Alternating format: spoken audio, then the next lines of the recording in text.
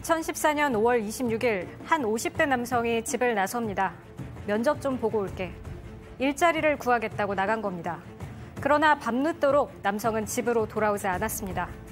연락도 없이 남편이 돌아오지 않자 다음 날 가족들은 미귀가 신고를 합니다. 경찰이 수사에 나섰고 실종 당일 경기도 파주에 있는 한 숙박업소로 들어서는 남성의 모습이 포착됐습니다. 그리고 남성과 함께 차에서 내린 또 다른 사람. 긴 생머리에 검정색 미니스커트를 입은 여성이 있었습니다. 대체 두 사람 어떤 관계였을까요?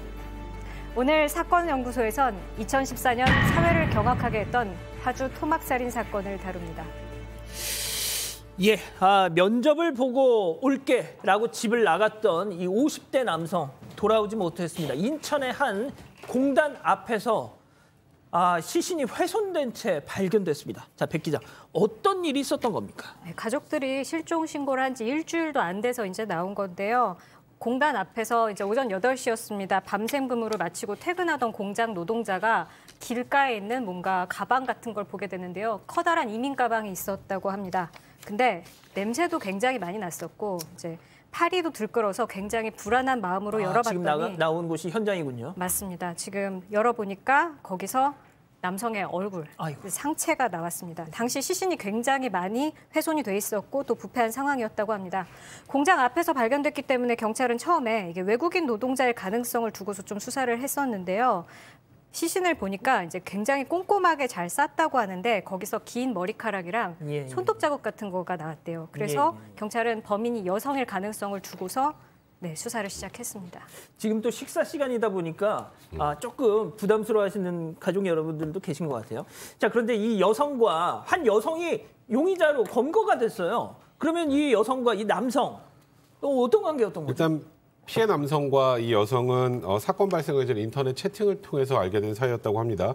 근데 휴대전화 채팅을 통해서 만난 것으로 알려져 있는데 이제 피해자 남성에게 이 사건이 발생하기 전날 2014년 5월 25일에 소위 우리 서로 아껴주는 연인이 됩시다 이런 내용의 문자를 보내고 이 여성이 연락을 그렇게 해왔고 이 여성은 지금 보시는 것처럼 고급 외제차를 몰고 다니고 또 명품백을 들고 다니는 그런 여성이었는데 특별한 직업이 있어서 호화로운 생활을 했던 건 아니었고요. 이 여성은 인터넷과 휴대전화를 통해서 만나는 남성들과 성매매를 하면서 생활을 해왔던 것으로 알려졌습니다.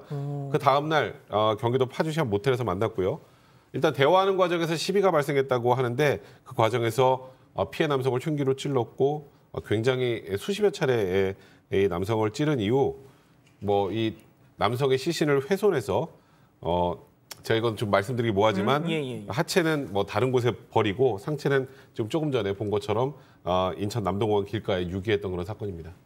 자, 박 변호사님, 살해 이유가 뭐였습니까? 그렇죠. 이 여성의 주장은 그렇습니다. 이 남성이 강제로 이제 이 성관계를 하려고 해서 그랬다고 살해를 했다고 얘기를 하는데 그걸 굳이 믿기는 좀 어려웠던 것 같고요. 그러다 보니까 왜 이런 행동을 했는가 도구 같은 것들을 좀 파악하니까 이건 처음부터 좀 살해 의도가 있었는 게 아니냐 경찰은 봤던 것 같고 지금 얘기를 했지만 훼손의 부분 왜 훼손을 했느냐 하니까 무거워서 훼손을 했다라고 얘기를 하고요. 그리고 이 하체 같은 경우는 농수로 지금 파주 나오는데 농수로에 던졌다고 하고 경찰이 농수로에서 그 하체를 찾아냅니다. 그래서 여성의 진술을 하고 그 행위하고 일치하는 것을 확인을 한 과정을 거칩니다. 이게 좀 너무 좀 참혹한 사건이어서 자, 승 의원님. 이게 워낙 이 보통 여성이 남성을 저렇게 살해하는 게 쉽지가 않다 보니까 보통 완력이나 이런 차이가 있지 않습니까? 자, 그러다 보니까 경찰이 처음에 분명 공범이 있을 것이다 이렇게 판단했던 거잖아요. 사실 범죄의 현장이 너무나 참혹했어요. 사실 이게 공범이 있지 않고서는 그런 어떤 참혹한 범죄 현장을 꼼꼼하게 뒤처리를 할 수 없는 상황이거든요. 저희들이 사건이 이렇다 보니까 말씀드리기 그런데 그래서 경찰은 그 사용한 흉기뿐만 아니라 범죄 현장 이후의 모습이 너무나 치밀하고 꼼꼼했다라는 점을 살펴보면 처음에 살인한 사람이 도저히 이렇게 할 수 없는 거 아니냐라는 생각을 가지고 공범 수사를 하게 됩니다. 그렇죠. 자, 범행 후에 CCTV 영상 나중에 다 보니까 범행을 저지르고 난 뒤에 너무 태연했던 거예요. 네, 일단 카드 내역, 그 남자의 지갑을 훔쳐서 카드를 쓰고 다니기 시작하는데 카드 내역을 뜯어보니까 어느 귀금속 매장에 가서 순금을 몇백만 원어치를 삽니다. 세상에. 네, 그러면서 이제 거기 탐문을 해보면 남자친구에게 선물을 하려고 한다라고 말하면서 긴 머리 여자가 와서 물건들을 사갔다는 겁니다. 이게 나중에 현금화를 좀 염두에 뒀었던 것 같고요.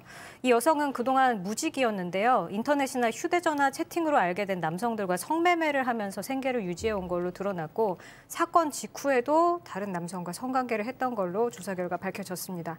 게다가 또 특이한 게 있는데요. 경찰 조사 중에 살해 진술을 하는데 그 잔혹한 사건을 설명을 하면서 깔깔깔 웃는 모습까지 보입니다. 백 변호사님, 네. 이 좀 정신적으로 문제가 있는 건가요? 그래서 그 당시 한 방송사에서 이 여성 인격장애 가능성이 있다 이런 부분들에 대한 지적이 좀 있었는데요. 지금 말씀하셨던 것처럼 이 해당 방송에서는 이 여성이 4년 전에 한 남성에게 버림받았다는 얘기가 나오고 그리고 그 4년 전에 그 남성에게 버림받았던 것을 이번 피해 남성에게 풀었을 수도 있다 이런 지적을 한 건데요. 뭐 피의자 지인을 이제 인터뷰를 해보니까 외제차 끌고 다니고 명품 가방 들고 생활도 좀 넉넉했었다. 그런데 이 SNS를 좀 보니까 이제 보통 명품 가방 해외여행 사진이 많은데 보면 독사진뿐이고요. 그리고 친구들이 쓴 댓글도 없었습니다. 뭐 피의자가 사회성이 거의 없었다는 건 충분히 엿볼 수 있는데 이와 관련해서 한 전문가가 히스테리성 인격장애일 가능성이 있다. 이런 취지의 인터뷰를 한 겁니다. 그러니까 남에게 과시하고 싶어하고 인정받고 싶어하는 부분이 있는데 감정이나 전서의 변화가 극단적인 성격을 가진 것으로 보인다. 이런 취지의 얘기가 나왔었던 겁니다. 승현, 제가 다시 한번 말씀드릴게요. 그러니까 그 조사를 받는 와중에 그 영상이 제가 봤는데 이렇게 경찰이 묻습니다. 그러니까 너 왜 그랬어 그랬더니 그 남자가 자기를 이렇게 추행을 하려고 하기에 자기가 이제 정당방위 차원에서 흉기를 휘둘렀다 그러니까 경찰이 야 수십 번 휘둘렀는데 그게 무슨 정당방위야 그랬더니 이 사람이 하면서 막 자지러지게 웃더라는 거예요. 사실 뭐 시청자 여러분께서 히스테리성 인격 장애라 그러면 굉장히 어렵게 받아들이는데 쉽게 말하면 굉장히 남으로부터 인정받고 싶어하는 욕구. 그래서 히스테리성 인격 장애를 가지고 있으면 굉장히 남들이 볼 때는 좀 팬시합니다. 굉장히 옷도 잘 입고 그다음에 이야기하는 것도 굉장히 잘하고 그러면서 그 이야기 주제에서 자기가 벗어나면 굉장히 실망하고 굉장히 슬퍼하는 그런 과정인데 모르겠습니다. 제가 이 사건을 오기 전에 굉장히 많이 읽고 왔는데 이 사람은 히스테리성 인격 장애뿐만 아니라 자기애적 인격 장애도 있는 거 아니냐. 왜냐하면 자기 자신이 인생의 전부인 것 같아요. 그래서 자기가 이 사건을 했을 때 정당방위라고 이야기를 하면서도 내가 그 사람에 대해서 인격적 어떤 그 사건에 대한 그 개입을 하지 않고 제3자적인 입장에서 웃는 모습을 바라본다면 제가 봤을 때 충분히 이 두 가지의 모습이 양면적으로 나타나는 게 아닌가 그렇게 생각합니다. 박 변호사님. 네. 그러니까 본인 스스로도 이 여자 정상이 아니다 뭐 이런 걸 재판 과정에서 또 막 적극 어필을 했겠어요. 횡설수설한 것 같아요. 범행 동기가 살인 사건이 상당히 중요하고, 네 처음에는 정당방위를 계속 주장했는데 정당방위 지금 말한 것처럼 말이 안 되죠. 정당방위를 이렇게 수십 회 찌르는 경우는 없다고 봐야 되거든요. 훼손 부분도 마찬가지고. 그래서 동기 부분이 제대로 밝혀지지 않는데 나중에 가서는 내가 이런 일을 한 적이 없다. 처음에는 자백하고 정당방위로 갔다가 한 적이 없다라고 하면서 이 다 명의가 내 명의가 아니다라고 얘기를 하면서 결국은 심신미약까지 주장을 합니다. 지금 웃는 얘기라든지. 그래서 정신분열 증세에 따라서 심신미약에 따라 이런 범죄를 저질렀다라고 주장 자체가 계속 바뀌는 그런 상황이었습니다. 자, 뭐 재판부가 그런 얘기 다 들어주진 않았을 거 아닙니까? 안 받아들였습니다. 예. 지금 말씀하셨던 것처럼 정신분열 증세에 따른 심신미약이다 이런 이 피고인 고모 씨의 주장에 대해서 꾀병일 수 있다. 1심에서는 그렇게 밝혔고요. 그러니까 보시는 것처럼 범행 수법이 너무 잔혹하고 또 조사 과정이나 재판 과정에서 반성하는 모습은 전혀 보이지 않았고 예. 그렇다면 당연히 엄중한 처벌이 불가피한 상황이었고요.